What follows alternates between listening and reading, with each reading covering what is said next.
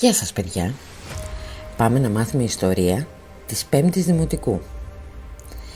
Είμαστε στη μεγάλη ακμή του Βυζαντινού κράτους και θα δούμε το κεφάλαιο 23, η νομοθεσία και η διοίκηση εξυγχρονίζονται.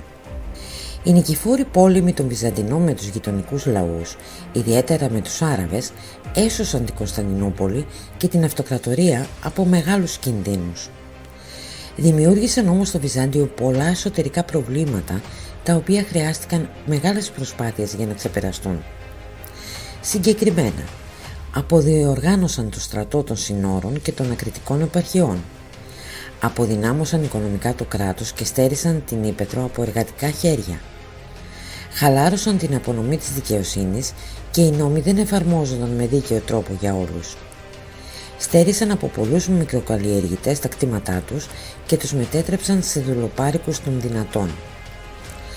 Για να αντιμετωπίσει τα σοβαρά αυτά προβλήματα, ο αυτοκράτορας Λέων ο Τρίτος, ο Ίσαυρος, έκανε τολμηρές αλλαγές στην νομοθεσία και τη διοίκηση του κράτους.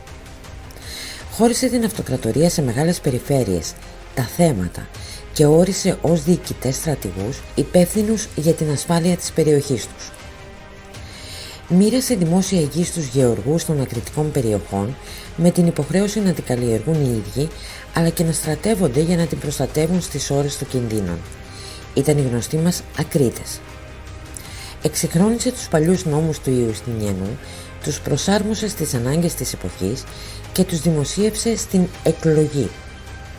Στη συλλογή αυτών των νόμων, που ήταν γραμμένη σε απλή και κατανοητή ελληνική γλώσσα, όριζε ότι όλοι οι πολίτες είναι ίσοι απέναντι στους νόμους και τη δικαιοσύνη. Με το γεωργικό νόμο προστάτευσε την περιουσία των ελεύθερων γεωργών και των κτηνοτρόφων και εξασφάλισε καλύτερες συνθήκες ζωής για όσους ζούσαν στην ύπαιθρο. Αφαίρεσε από τους κληρικούς και τους μοναχούς τη δημόσια εκπαίδευση και επέβαλε στα εκκλησιαστικά και τα μοναστηριακά κτήματα τον κοινό για όλους φόρο. Ανέθεσε την τήρηση των φιλάνθρωπων νόμων του στους υπηρέτες της δικαιοσύνης, τους δικαστές, των οποίων το έργο θεωρούσε το σημαντικότερο όλων επί της γης.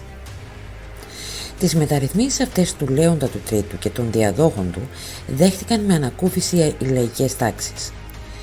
Δυσαρεστήθηκαν όμως οι πλούσιοι, οι δυνατοί και οι μοναχοί, γιατί τα μέτρα αυτά τους εμπόδιζαν να κερδίζουν περισσότερα. Σας ευχαριστούμε που ήσασταν μαζί μας και σας περιμένουμε στο επόμενο μάθημα.